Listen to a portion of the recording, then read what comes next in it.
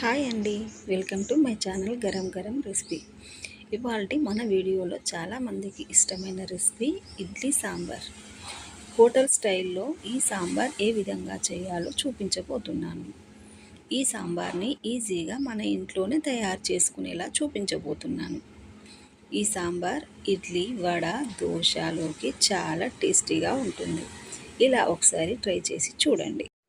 ముందుగా ఒక ప్రెషర్ కుక్కర్ని తీసుకొని దాంట్లో 2 పిడికిళ్ళ కందిపప్పును తీసుకొని శుభ్రంగా కడుక్కొని దానికి సరిపడా వాటర్ని పోసుకొని దాంట్లో 4 సన్నగా కట్ చేసుకున్న టమాటో ముక్కల్ని, అలాగే 6-7 పచ్చిమిరపకాయలు, కాస్త పసుపు వేసుకొని ఒక 4 విజిల్లు వచ్చేంత వరకు ఉడికించుకోవాలి.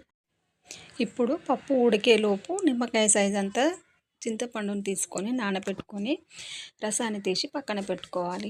ఇప్పుడు పప్పు బాగా ఉడికిపోయింది కదా, దాంట్లో కాస్త వాటర్ పోసుకొని ముందుగా రసాన్ని తీసుకున్న చింతపులుసును దాంట్లో వేసుకొని బాగా మరిగించుకోవాలి.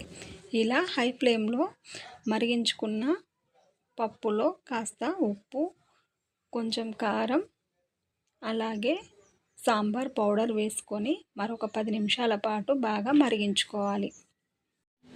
ఇలా మరుగుతున్న సాంబార్ని వేడి వేడి ఇడ్లీపై వేసుకొని తింటే చాలా టేస్టీగా ఉంటుంది. ఈ సాంబార్ని మీరు కూడా మీ ఇంట్లో తయారు చేసుకుని ఏ విధంగా వచ్చిందో మాకు కామెంట్ రూపంలో తెలియజేయండి.